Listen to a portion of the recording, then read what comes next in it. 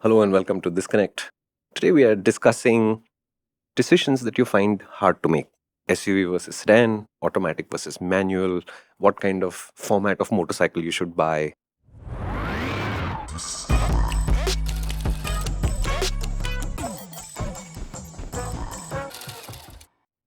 And especially for Karthik's son, what color t-shirt you should wear. Pink, always pink. I'm going to put it this way. These are the walls that you create. How? Because there are so many of these now that we end up thinking as, I can't do without this, or it's not going to be good enough without that. And these are just constructs in your head. It's not necessary that every time that it's a benefit that you actually get out of it. But Karthik, without walls, how do you put a roof on top and make a house, Karthik? Lovely. What an enjoyable house that'll be built out of fear. Okay, let's start at the beginning. The Mhm. SUV versus sedan debate is done to like death now, and it is still a question that pops up because I suppose there's successive waves of people entering the market on one level, and two, we've basically switched over to being an SUV market primarily, and the sedans aren't doing so well. So first and foremost, I think a little bit of background is important. SUVs are a global thing, and it's world over that SUVs are winning this war in whatever way. In other markets, they may be more honest about calling them as crossovers rather than SUVs. Very often people are saying that that's not a SUV, that's a hatchback, right? But there's a very easy way to discover whether a car is an actual SUV or not. Mm. Ask for the ground clearance figure. Hmm. If the ground clearance figure is given to you with extreme reluctance or not given to you at all, it's not an SUV. Yeah, that's also got convoluted. You remember what happened in between in Delhi? The government made that ruling that SUVs would be taxed extra, Hmm. right? So you know what manufacturers did? They went and added a plate at the bottom of their cars. I think it was Mahindra did that with the XUV 500 back then, because it was a stupid thing. They just wanted to say that SUVs are more polluting or heavier, and so therefore should be penalized, etc. So Mahindra also did the clever thing. They went and changed the ground clearance of the car by adding one little panel at the bottom. So functionally, the car was the same, but the ground clearance dropped below the threshold that the government had set. So there are different reasons why ground clearance figures are also not shared that easily. Okay, if we have to think about an SUV, what I would want from it is good comfort over bad roads. Okay. It's Okay. a very specific thing for you. It'll have to be something that gives you an advantage in terms of your seating position. So How? you get a better view ahead, which Okay. adds to the comfort in terms of your ease of driving over unknown terrain, longer So distances. you want the car to so that you can look down on other people. If you can look down on other people, it's an SUV. That is an advantage that I know that is the advantage that actually helps people, which is why people are drawn to SUVs. So most of the cars that people are today talking about as SUVs are literally hatchbacks that have been raised up Hmm. and giving you the higher seating position. Right. But in that, are they giving you the actual SUV experience of being able to deal with bad roads or being able to do rougher roads better than a hatchback or something? That is a question mark. Right. And that is the trap that people fall for. So the background that I wanted to start with Hmm. is that why have SUVs become so popular? One is, of course, that there is an advantage for the end user, but there's also an advantage for the car maker. Sure. Correct? That's because when you take a hatchback platform and you raise the ground clearance a little bit, change the body style a little bit, you've not really changed the cost of making the car dramatically. But you can price it higher. You can price it a lot higher. That's why all these discounts are running in the industry right now, no? Discounts are up now. But I think the discounts right now is also because of what happened over the last 3-4 years. No, it is, to me, it is greed. Look, we are a market that refuses to cut back prices. Although we are happy to send out press release every 16 minutes saying input prices have gone up, so prices have gone up. Where is the press release that says input prices have come down, so we are lowering our prices? It has never happened. Does that mean that all the raw materials only ever go up? Correct. When the taxation changes, then you will send out a press release saying, oh, we are so glad to pass on the benefit to the buyer. What happens when aluminium prices fall, steel prices fall? You're not passing on the benefit to me. So to me, this is a one-sided thing. And I think post-COVID, when there was a huge gap in the sales, then that pent-up demand arrived in the market and everybody got super happy about themselves and continued to raise prices. You think that demand is going to last? No. this is a bit of a catch-22.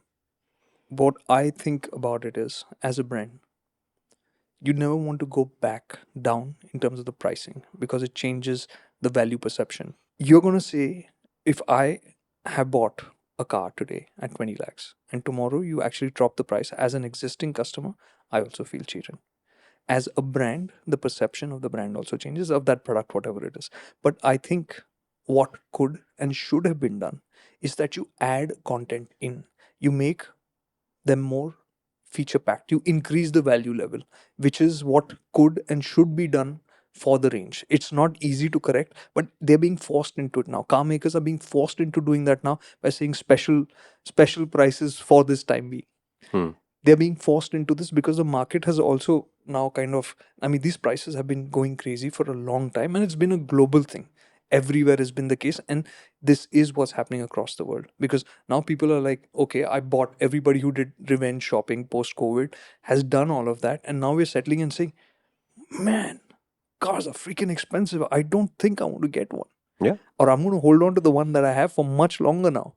So that's going to be a difficult thing to deal with in the first place. So SUVs, because of the pricing, ability to price them high, and you're going to see this, and it's already happening. Feature content is going to go up in cars. Prices will not change much. And those that can afford to price will be because they're newer cars, but eventually you will see that they will have to soften that stance as well. So more expensive cars are coming with more fluff built in so that it looks like better value to you. Okay, let's get back to SUVs and sedans. We are never going to agree on this.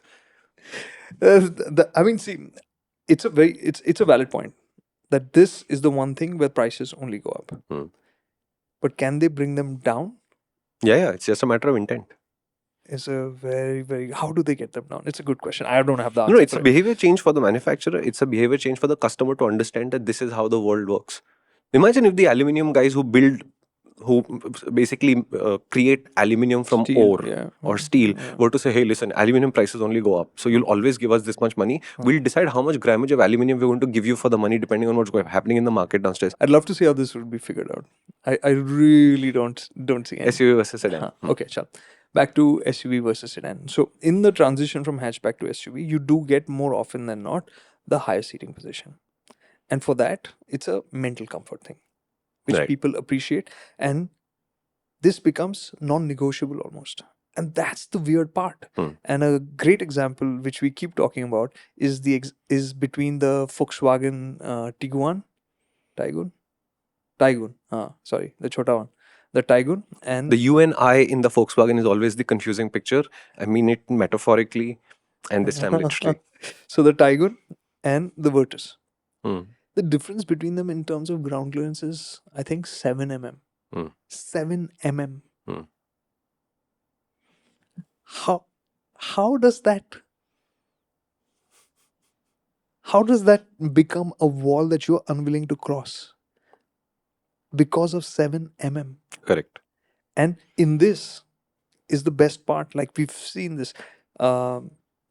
Every SUV is not SUV enough because it was not originally meant to be that. It has been transformed into that. So the compromises that you make from taking a vehicle that was down here and pushing it up here and then changing the suspension because now it has bigger wheels, because it's taller, all of that, it doesn't click. So this thought that it has to be an SUV, you will be doing yourself a disservice the more you stick to that. And this is not just for the body styles. Body styles is one part of it. I mean, have you really tested it out to understand what it does before saying it doesn't work? Yeah. SUV argument. It's being sold to you as the better solution. Correct. It's not always. And going back to the Volkswagen Skoda, where there's a very direct parallel that you can do. They are based on the same platform. They have the same engines. They have the same equipment, everything. The sedans are cheaper, but they have bigger boots. The suspension is better. Correct. Because they're lower to the ground. So they can afford to have a better tune. They're softer because as soon as the vehicle's taller, they have to kind of firm things up. Yeah, because they have to control it. Yeah, of course. So the sedans actually feel better for Indian roads than the SUVs. Do you have to watch out a bit more? Yes, you have to. Is it worth it? Absolutely. No, it's not like the SUV guys in India are not watching out for the road. Yeah. Absolutely. You have to watch out in SUVs as well. I have not seen a Fortuner go fast over a bad stretch yet. They are some of the slowest things. Knowing, okay, that's ladder frame, Toyota, Nothing is going to happen to that thing. Innovas will go faster over it than You know Fortuners why? will do. Yeah. Because they know what rides better.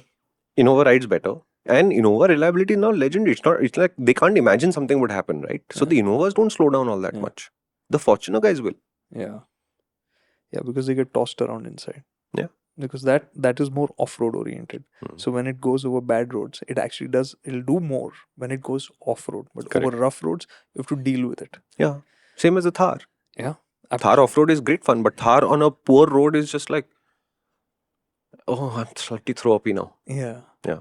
So that's definitely an issue. So if you were to recommend a vehicle to your family now, let's say your dad asks you for advice, you're always going to steer them to the sedan, or is there a specific use case where you say, no, that's an SUV use case, go for an SUV there?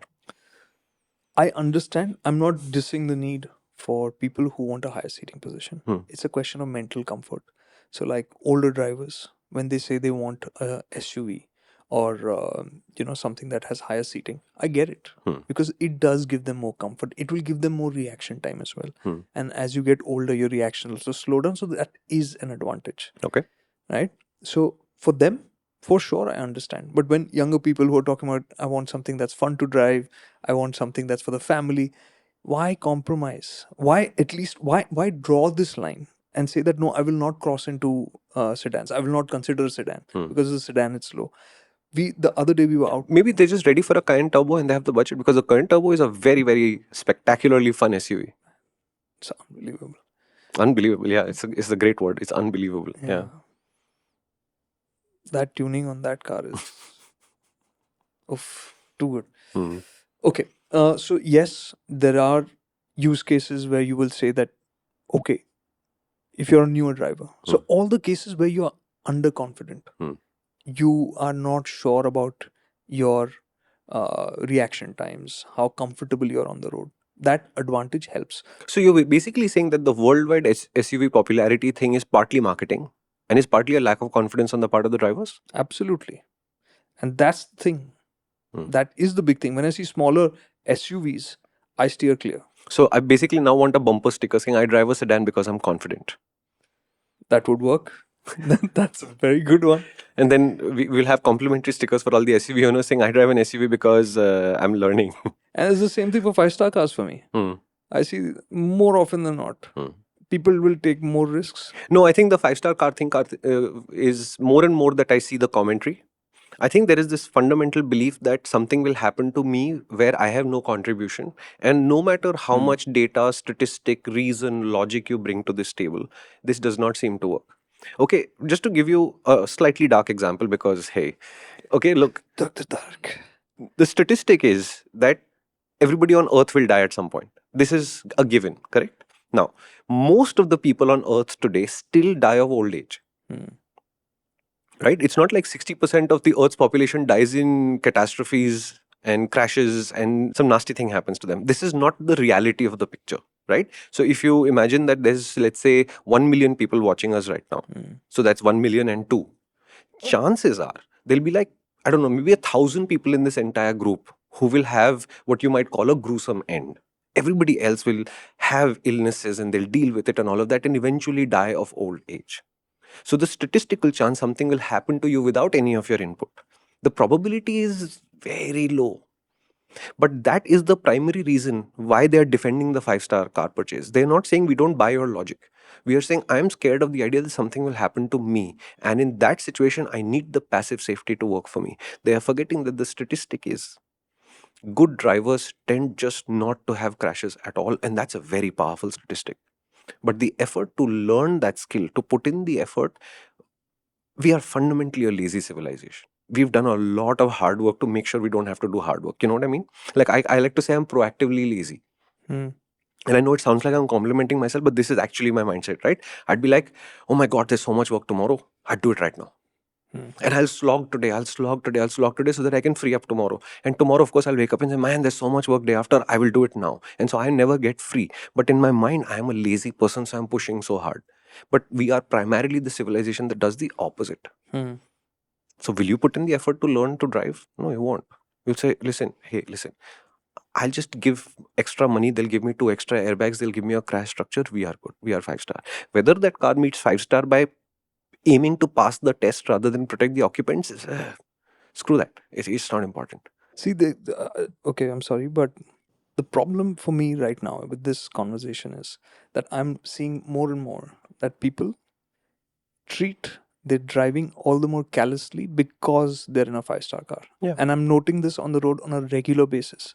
So the entire idea that because you're in a 5-star car, you are safer is allowing them to be more distracted, to be more careless on the road.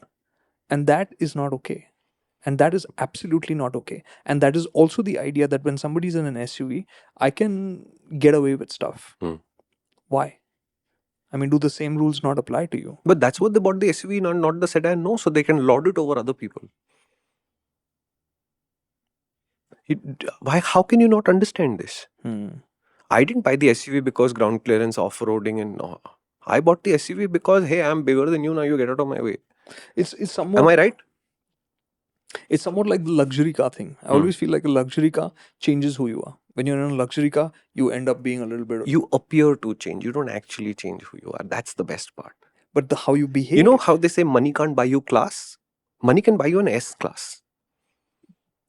That's the thing. When people are in a luxury car, they suddenly seem to be a little bit more arrogant. They seem to be uncaring.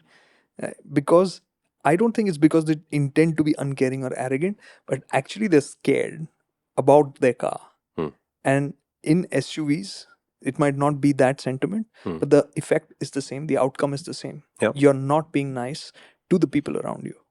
And that's why for me, SUVs, in many ways, I mean, there are more and more SUVs, but like even today on the highway, small SUV, hogging the fast lane, doesn't give a crap about who's coming up behind, what speed he or she was doing, but sitting there pleasantly, unbothered, in complete rain. For your safety, get off. This is on the Mumbai-Pune Expressway, and you get a lot of standing water towards the median. Yeah. Get out of there. You don't want to be there. Unbothered. Again, look, I think we are still at the stage as a society where a lot of people are seeing money for the first time. They're expressing themselves by showing a show of status, as it were. And one of the ways to show status is to have a slightly larger car. And honestly, most SUVs do look larger than a sedan. And we are tuned to think that it's larger, so therefore it is more expensive. So there is a subliminal game that is being played. I am going to say that a few of these will evolve from here. They will have this taste of their status thing, and then they will say, no, but I think sedans are better, and it will be a minority for the longest time possible. Yeah. There's no getting away from it. But what you're asking for is more etiquette and politeness and more awareness as a driver. That, I think, has to first do with our licensing structure. It has to do with our education structure. We have to teach our children that being patient and nice is important to you being a good citizen of this country. Until it starts there and gets inculcated, how will you do it? Remember this, the guy hogging that lane in the SUV, his child is also going to hog the lane in their SUV 10 years from now or whatever, because this is what the family is teaching them to do. Behavior change. And behavior change is slow. Behavior change is important, but it is slow. We've discussed this before. I've also already said, I believe India will be as good or bad as anybody else on earth. And we will be as polite and well behaved, etc., as a group. But we are 4 generations, 5 generations from that. If our generation of parents, people our age, are making sure that the children understand how a good society is created, how we preserve vibrancy, how we preserve the idea that you can have an opinion, I can have an opinion, doesn't mean we are enemies. And if we can build this structure out, then 4 generations from now will be a better place. Until then, you're going to see this. There's no way around it. The childishness aspect of it is, I mean, I call it childishness, and that part of it is absolutely okay. We are majority a country where people have not owned cars. Yeah, exactly. And when you do, you want to indulge, and of course, the charm and the muscle of an SUV is more, let's say, has a draw. Yeah, of course. I get that, but functionally, is it helping you or not, is something that people have to realize today. Yes, because you are paying more for it as correct. But functional comes later. First emotional, then functional. And we are still at emotional, so function has to arrive. See, look, the guys who are buying sedans today, to me, have functionally evolved to the point where they can either see the hole in the SUV function set And they realize there's no point wasting money there. This is a much more useful thing to do. And there are also people who are confident about saying, listen, when it gets flooded for those 3 days in the rains, that's not a reason to have an SUV the other 362 days in the year. You know what this is like? This is like sunroofs. Yeah. This is the whole thing is The entire thing is like a sunroof. yeah. So Like, you want an SUV, buy. You want a sunroof, buy. I don't yeah, know. it's a display. It is a display. It is Yeah. not a real thing. It's a display. It's a performance that is happening, and we are watching a performance. And with all performances, eventually, even the most successful shows, they shut. So we're passing through a phase where the SUV performance is going on. And, I mean, what can you do? So the only thing I want people to remember about this is that you might actually be trading in the pleasure, joy, satisfaction, comfort of traveling What in might a good you car. are trading in, I mean, some SUVs are good, some are not, and that's which is what I'm saying. always the case. I'm saying by and large, when you choose a half SUV for a purpose that you don't like, for example, if you live on a farm and to get to the farm, you have dirt roads to cross, bad roads to cross, and you decide to get an SUV. And we know a few people like this, right? Who work out of factories that are in remote areas, who have farms in remote areas, etc., etc. When they buy a ladder frame SUV with 4-wheel drive, worry about 4-wheel low, you know that there is a use case where this is actually going to make a change for them, for which they're going to live with the inferior ride quality, etc., etc., etc. So they have a genuine use case for having that vehicle, right? And honestly, if for example Subaru were to have 4-wheel drive raised hatchbacks and sedans like they do in some of the international countries, maybe that's all they'd get. They wouldn't get the pickup truck or the large SUV. They don't have that choice here. Everybody else is just, they're putting on a show, and the show is what they want right now. It's not about the function. So the other one I'm going to move to is engines. Yeah. Right. We're moving towards a turbo era. Yeah. And that's a given. In a Correct. few years' time, we won't have naturally aspirated engines. Correct. But this entire drive for saying that I want a turbo is another wall that people put up. Saying that I want a turbo. It's not a turbo, or it's not a turbo. Why would you choose a piece of technology and say that I want that technology without knowing whether the benefit is actually right for you? I mean, there are benefits of the turbo, but it's not a benefit that everybody needs or wants. Kartik, you're still talking about needs. We are a society that wants. We don't care about our needs. We don't care about our needs. We don't. Fundamentally, we don't. So who it's- needs McDonald's? Yes. Who needs McDonald's? No one.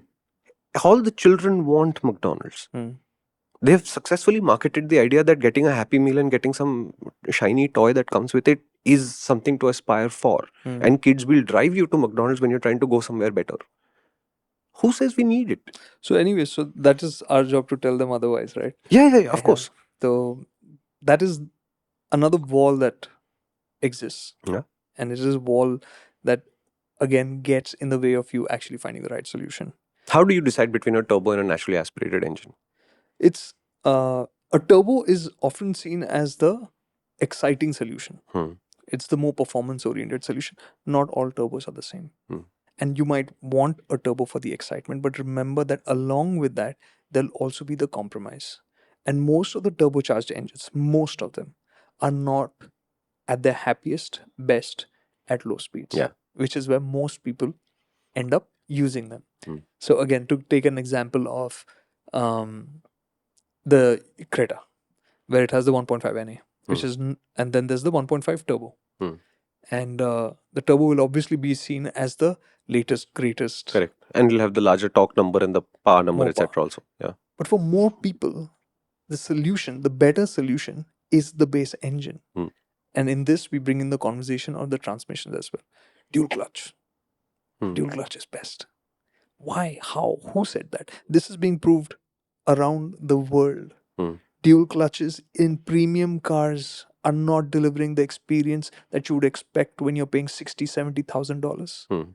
It's not happening because that technology has certain benefits. The reason why manufacturers are doing it now in this case is different. It's because emissions is a big problem. So Correct. they have to get the best efficiency. The trade-off is when they manage to meet the emissions, the performance goes away. Somewhere the sense of how smooth and easy it is to drive goes away. And in dual clutch's case, it's at low speeds. So when people complain that, yeah, dual clutches are not that smooth, yeah, it's par for the course. So you may be wanting a dual clutch, but understand that a dual clutch will inherently not be as good as some other transmission, which is great for actually what you want to do. Correct. And these are just incredible, and to be tied down to ideas which you have not built, you have not created, and just fight for them on that basis is senseless. You're looking for sense in all of this. Arey yaar. Maybe not sense, but at least an open ear. I think that's An the open ear, open mind. mind. Yeah, at That's least, very difficult to do today. and that is why I wanted to have this conversation, Mm. because this is something that is difficult for people to accept, because Yeah. they have been sold this. And this is in my own example, like as a kid, like I said, I have it. No, my brother had it. I think he used to have this Harley Davidson poster. Yeah, And yeah. for the world could have said whatever about Harley Davidson, but for me it's on a poster, means it has to be epic. And the first time I rode a Harley Davidson, I was just like completely flummoxed, because we'd ridden that entire range. And I was like, I can't think of one bike out of this which I would want to ride. That's very unfortunate, Karthik. As a snack freak Yeah. who loves chips, this is the only bike that actually makes 2 potatoes per beat. If I were Harley Davidson as a brand, I would feel betrayed right now. That's a good one. I should have a soft spot for them, huh? This was the most crinkle cut potato thing I've ever heard. Oh god. So okay, I'm going back to actually the SUV conversation. Bikes. Yeah. The Busa. Hmm. I call it half ADV. Yeah. Who the hell would imagine that bike can? It's Suzuki's fault, no, for marketing it as the world's fastest bike. That I know. automatically tells you it is low to the ground. It Yeah, will be it's the- uncomfortably fast. If Suzuki had said, look, it's the fastest sofa on wheels, It would be a is. far more accurate description. They'd sell a heck of a lot less Hayabusas though. So when we went to the track, Anand and Shrikant checked out the bike and said, "You're going to ride this on track?" I said, "Yeah." So they said, "Why don't we tune the suspension?" I was like, set it up for my weight and all of that. So I said, "Sure, let's do it." And in that they said, "How was it on the way here?" I said, "It was a little lazy, it's very comfy, but a little bit lazy." So they said, "Okay, fine. What do you want to do? Do you want to do full track focus, or do you want to keep something Half in and half. between?" I said, "Obviously something in between, because I want this to be usable." After that, I rode it on track, had a great time, and we rode back to Pune. And that bike was unbelievable. We were crossing Satara and it was monsoon time, and that road was destroyed. We've spoken about there's this. a kilometer and a half in there that was just horrible. It was destroyed, and we came up the hill and we couldn't. I didn't spot it in time because it was a crest and all of that. And I hit that thought that the rims are gone, the bike is gone, and it just went. Yeah. I mean, who would imagine that? Until I experienced Yeah, it, I myself wouldn't have imagined it. And the only thing I would add to as a context to that is that the Busa is exceptional in this particular way, and I would not assume this for everything in that segment with the same kind of automatic. Okay, and the thing about motorcycles, I think, is with skill, an incapable motorcycle will go a long way. Right, which is why Adam Ryman can come to the 390 Adventure launch and make the bike look like an off-roader. Right? If Graham Jarvis had come instead, he'd make that bike look like a trail bike, which is why Paul Taris can do what he does on the T7. It's not the bike and the bike alone. Dude, he's been podium finishing at Esberg with a twin cylinder bike against single cylinders. It's insane. This is why Tony Boo on an Africa Twin is the thing to watch. It has nothing to do with the Africa Twin and everything to do with Tony Boo's skill. And the thing that we were talking about SUVs versus cars, which is why I like motorcycles more than cars, is because motorcycle riders are generally more aware that their skill has a role to play in what happens next. Whereas car drivers are enclosed in a box and they assume that the box will do a lot of the skilling, so they don't really have to. Actually, the mindset in our country is that I don't trust you, you take a car. Yeah. Right? Yeah. Generally, the conversation parents will have with kids is, no, you can't have a bike. Correct. Yeah, absolutely. Get into a car. And I'm not convinced that this is not a global conversation either. I'm just convinced that when kids turn 18 around the earth, how independent they become of their families as a structure varies. And in a lot of what we call the Western world, in Europe, America, etc., I think they become a lot more independent of their parents as a structure than we do.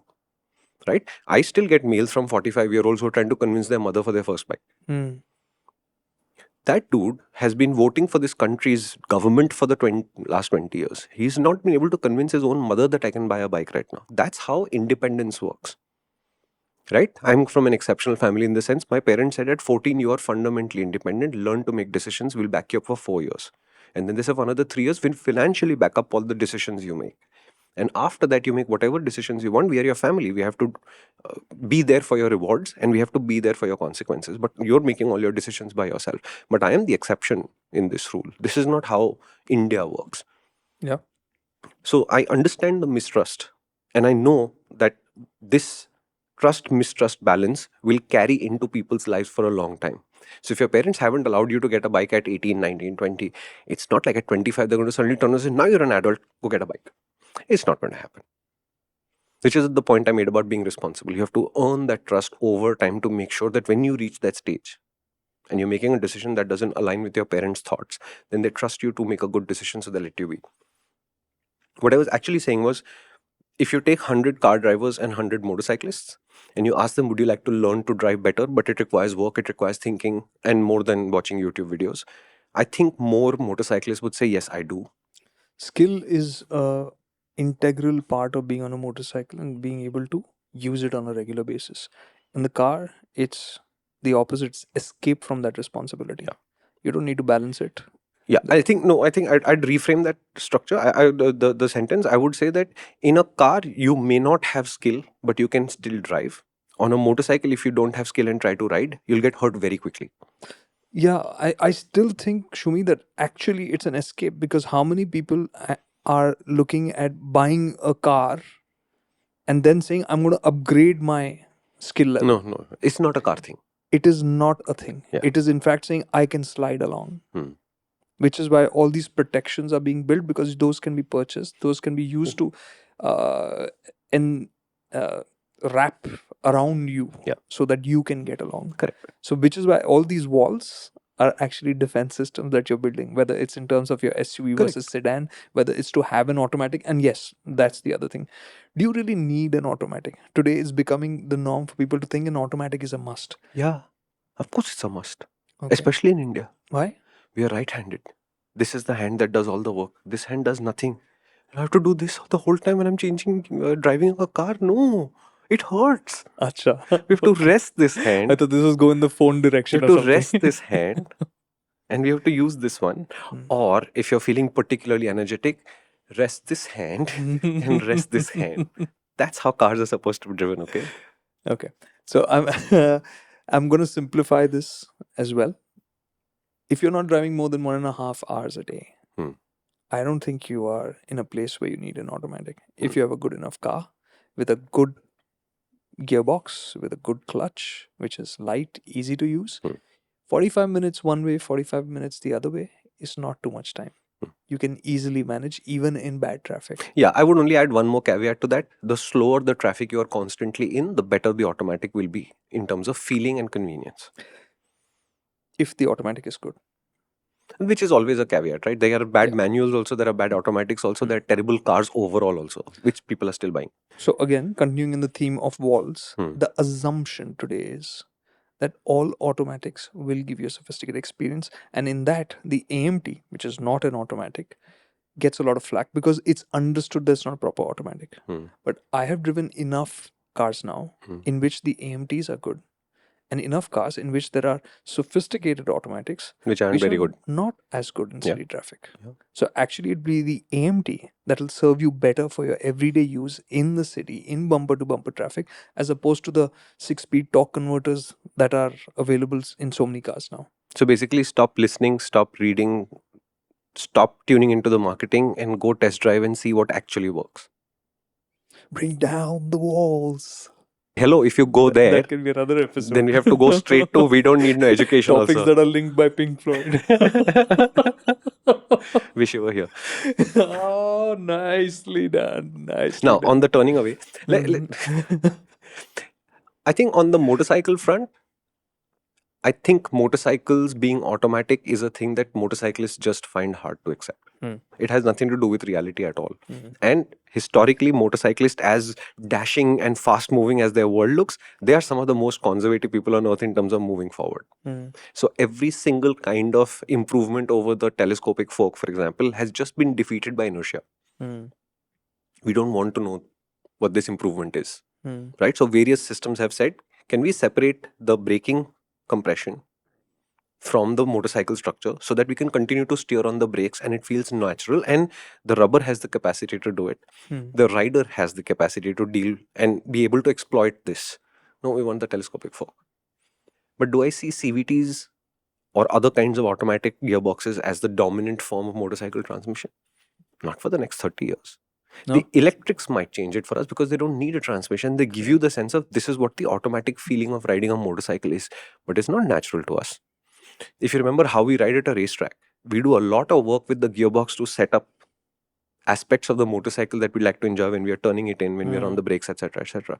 When you take that control away by removing the gearbox itself, it's not a familiar experience. Right? The first ultraviolet F77 we rode at the racetrack, which is effectively an automatic, right? I had expected to be quite thrown off by that bike on the track. It was different for different reasons altogether. I think the weight bothered me more than the lack of gears after some time. I think now that I've ridden it a lot, I think the ultraviolet battery is so large that it compromises everything else by a large amount.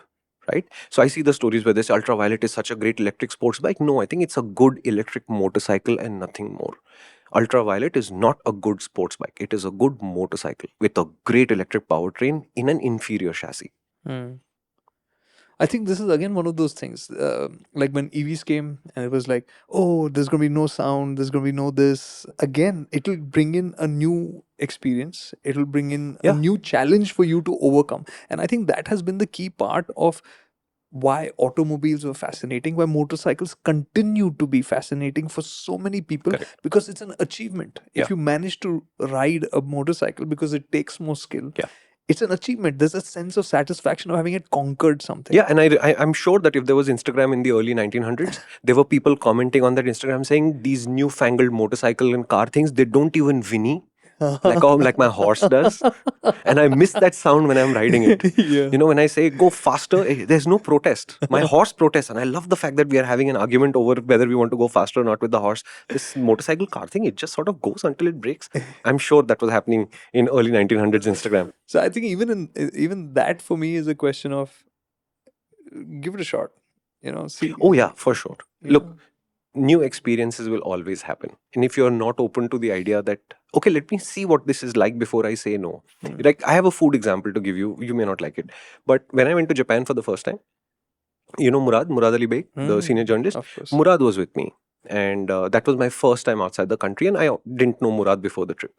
And Murad made me promise that since I am not opposed to eating any kind of food, we'll push it further by saying when they put a plate in front of you, you will endeavor to finish everything on your plate. You don't have to like it, but you will finish that plate. I said, okay, until you finish eating any part of that, till then you can't ask what that part is. I said, okay. He says, if you like, take more. And if you don't like, refuse more. But if you put a barrier in front of you saying, oh, that's that, I will not eat that, then you will not experience what that is. I had like the greatest time ever for the next 22 years because I never walked away from that principle. I'd say, what is it? Is baat ka sawal? Let's eat some and see what it is. Open mind. But that opens your experience out. And I think the point that Karthik has been making so far is you're taking a lot of decisions about automobiles from second-hand information, as it were. You haven't driven it, but you're listening to family members discuss it. You're reading reviews somewhere. You're watching YouTube videos. You're watching a lot of content, not worrying about what the authority level and experience level of the person telling you what's going on is. Okay, I'll give you an example. There was a Kawasaki bike, I think, and this video says this gearbox is really rough and it shifts so badly. It's where it started. Okay. And I was like, a Japanese gearbox shifts badly. Yeah, a Japanese gearbox is shifting badly. Bike was brand new out of the showroom and the man was evaluating the transmission literally 3 kilometers into the riding experience. In 3 kilometers, I can't even tell what the fundamentals of this bike are yet. 3 kilometers is what it takes for me to say, okay, I have to figure out how the brakes work so that I can stop in an emergency first. Then I will start saying, okay, what does the engine do? What does the transmission do? What's the handling like? Where is the comfort level? And that's the next 500, 700, 800 kilometers. He's taken 3 kilometers out of the showroom. He's already given a verdict on the transmission. But the audience that is watching this video, and this is the point, not what the guy said. The point is, who stopped to ask what does this person know as a database for this opinion to be valid? Right? The reason why everybody thinks MKBHD is a great tech reviewer is because he has a huge track record of reviewing tech. So you can see where his preferences are, what his tastes are, what he's inclined towards appreciating, and what he's inclined to not appreciate. And this is true for 100 other tech reviewers who've been around for a long time. But if I were to start doing tech reviews tomorrow and hold up a phone and say, this is a great phone, how do you know I know phones? Because it says Shumi Tech. So I think that is the point that you're trying to make, that think for yourself rather than the marketing precepts or the communication precepts that you're being exposed to constantly today. Absolutely. Because those are the walls that are stopping you from possibly finding the better option for you, for finding greater satisfaction. And there's nothing stopping you than an idea that's been seeded in your mind. We are being sold ideas all the time that one thing is the perfect solution. There is no such thing as a perfect solution. No matter what it is. Yeah. Everything has joy and everything has disappointment built into it. Hopefully more joy than disappointment. And you will always be told that the latest, the most expensive is the best.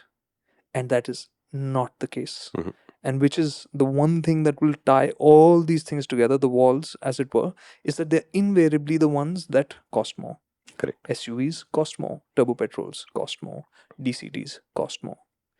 But do you really need them, and are they really the best? It's just unbelievable, because we will... Why are you getting so upset on the behalf of people who are not willing to think for themselves? Dude, there's so much beauty in the simple. There is. There always been. But why are you getting so upset for people who are not willing to think for themselves? You know how they will learn, right? There are two ways to learn. So I'm going to start doing graphics about when I'm angry. That'll just come as a sign, because it doesn't show. You know that there are just two ways to learn, right? Okay, tell me. The clever way to learn is to think for yourself. Think for yourself implies you'll do the research, you'll figure out what a good decision would be based on, then figure out that data point, and then go through the process of saying, okay, that looks like a good decision. And the second way is an extremely powerful way to learn. And a lot of people do it because it's the lazier option. You know what that is? Make mistakes. Yeah. Buy the wrong car, live with it. And look, I'll give you an example of motorcycling, and this is a good example because a lot of you have debated this with us, and I honestly cannot explain this any more times than this. But if you buy a Dominar 400 or a CB350 or a Java ESD from the previous years, we'd never recommend these three products, okay? Because we see fundamental flaws in how they work. But if you say it is so good and I'm thoroughly enjoying the ride for you, two things happen to us. One, we are really happy for you. If you're enjoying your ride, it's the best motorcycle on earth for you. But second, this is the peak of your motorcycle experience. So you've come from a place where there were smaller motorcycles or inferior motorcycles to something that appears to do a lot of things a heck of a lot better and good for you. It's an upgrade for you. I'm seeing it from the other side, where my world is populated by a whole bunch of rivals and other information over this motorcycle. So I know what it doesn't do well. You don't know it and you're happy about it. That's ignorance in some way. And we've all been there. It's not like... It's fine. Yeah, it's not like I didn't know what a good motorcycle and a bad motorcycle is at some point also. I have also come out of that. But when I'm telling you that I can't recommend the Dominar, I'm not stopping you from buying one. I'm just saying, if you were to make this decision more carefully, you would reach a different conclusion. But when you upgrade from this Dominar or the CB350 or the Java ESD to something that is genuinely better, which genuinely does more things, then in hindsight you will realize that, oh, that's what they were talking about. I'm good with waiting. As long as we are both learning. Yeah, buy crappy engines, it's all right. No. I'm saying as long as both of us are learning, we are okay. Right? Learning by thinking or learning by mistake, we are fine. We should be learning. That is the critical thing to me. Yeah, I'll give you an example of how walls work, and this is such a great example because it applies at so many levels. I studied in the School of Planning and Architecture in Delhi. I was doing planning.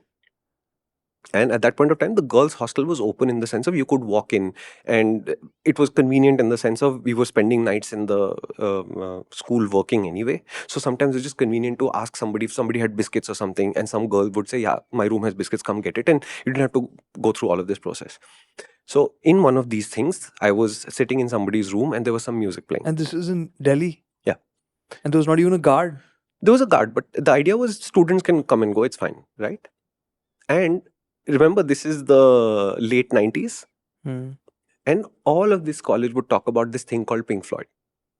But since I am a 19, 20-year-old, if they all like Pink Floyd, then obviously it's not my cup of tea.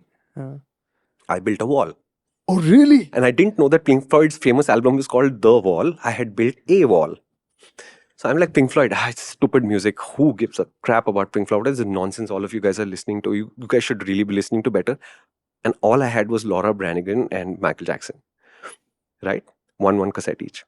And then I go into this person's room, and I think they were finishing one sheet, and I was waiting for them to give me my ruler back or something like this. And there's music playing in this girl's room, right?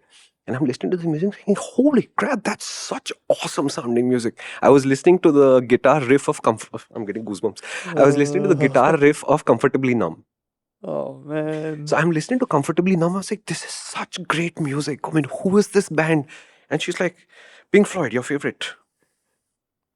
And I discovered Pink Floyd from the other side of the wall, where I spent 2 years telling my friends that I don't need a music education.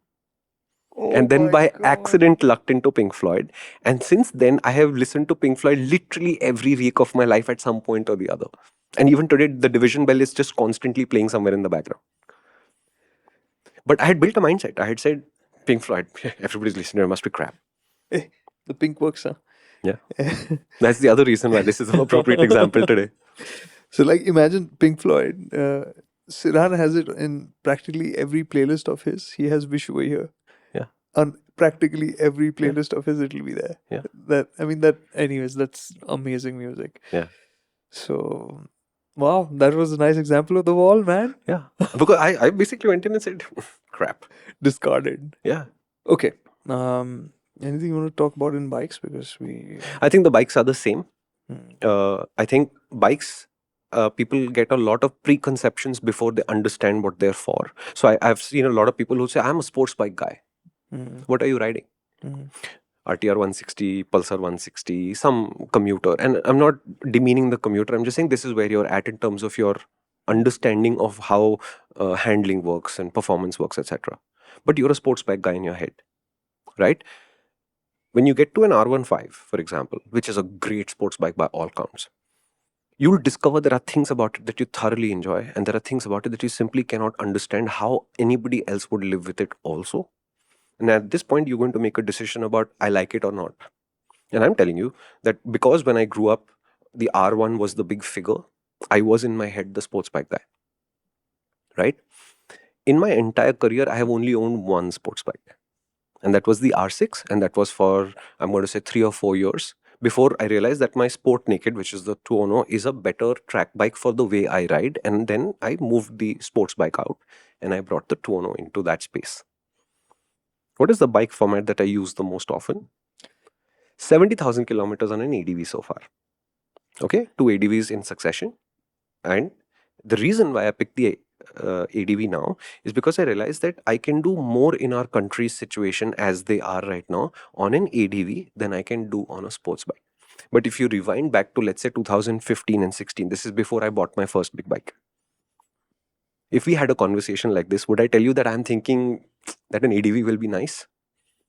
No, it wasn't even on my radar. It took me 3-4 rides on ADV format motorcycles to understand, saying, no, this is where it's at. Until my country's roads get better, the way to get to the beautiful places, the easiest, smartest way to do it is an ADV. Shit, I just remembered, like, for me, the Busa was also a wall. I never thought I'd buy a Busa because it was too big. It was too much about speed. It was not, like, I'm the ADV guy. Like, for me, it would be, I like going off-road. Correct. I like mucking around. And for me, the ADV was Correct. the big bike I would get. Yeah. And the Busa, I remember the same thing, right? Suresh forced me to ride it on the track. Correct. And it was the ride on the track. Hi, Suresh. He listens. Yeah. Yeah. How you doing? Anyways, he forced me to ride. Thank you. And that was when the idea got latched. Yeah. I mean, the idea latched onto me. It got seeded that this is the bike that I wanted to have. Great decision. Am I a ADV guy in my head today? Still no. And I still don't think of myself as a sport bike guy. Exactly. Exactly. We have clear ideas about what we think should happen in terms of our garages, and we'll move towards those things. The Himalayan really appeals to me because it has some of those qualities. The suspension is epic. So I will trade in that suspension for the vibration. I live with that vibration because the suspension is epic. If in 2 years from now, because I'm in no rush to buy a bike, but if in 2 years from now the Himalayan proves to be as reliable as I think it will be, I think it will be a great bike to have to get around this country and see things. The Scrambler 400X is sort of like that too.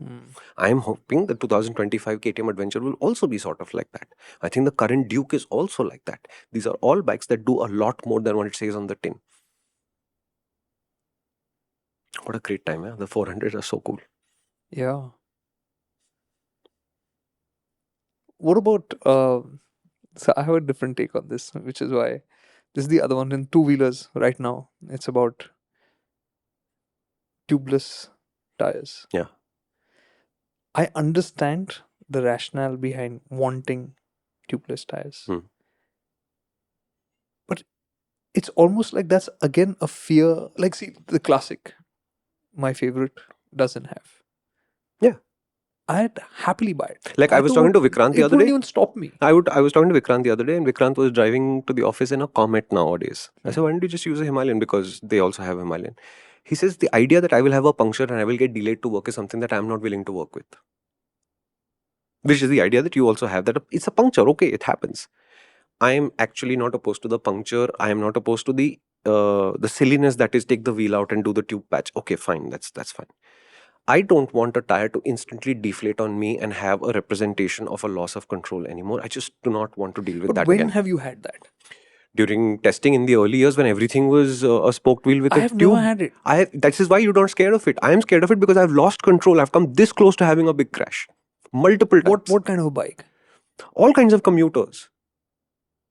Because like that's the thing for me. I have never come to that kind of a situation where it's become a puncture so rapidly that I have lost control. This is the problem that you've not experienced. I have. Kartik, I don't want to do this anymore. I don't want the idea that this tire will deflate instantly and throw you off the deep end saying, now you deal with it. I don't want it. I am not going to take the Himalayan to Himalayas. I don't want to deal with this nonsense on the road. The puncture I am happy to deal with. The instant deflation and the safety that represents, no chance. You cannot get me to do it.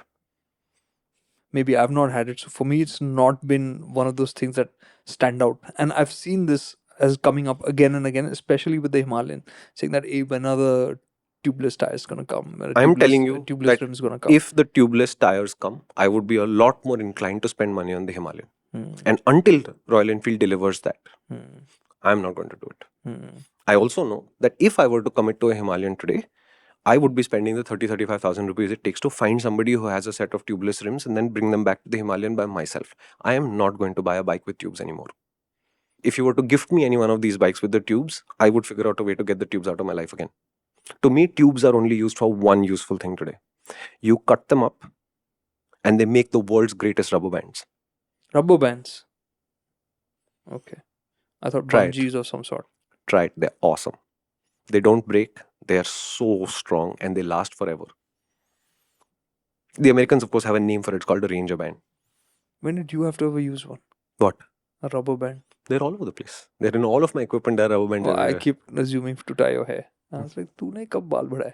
No. They'll always be like, my power bank will usually have 3 or 4 of those around me. That Remember? one. Okay. Got it. Okay, They're to hold everywhere. things together. They're All everywhere. right, got it. Yeah. ठीक है. So your point of all of this discussion, basically think for yourself. Don't listen to marketing and stuff. Yeah.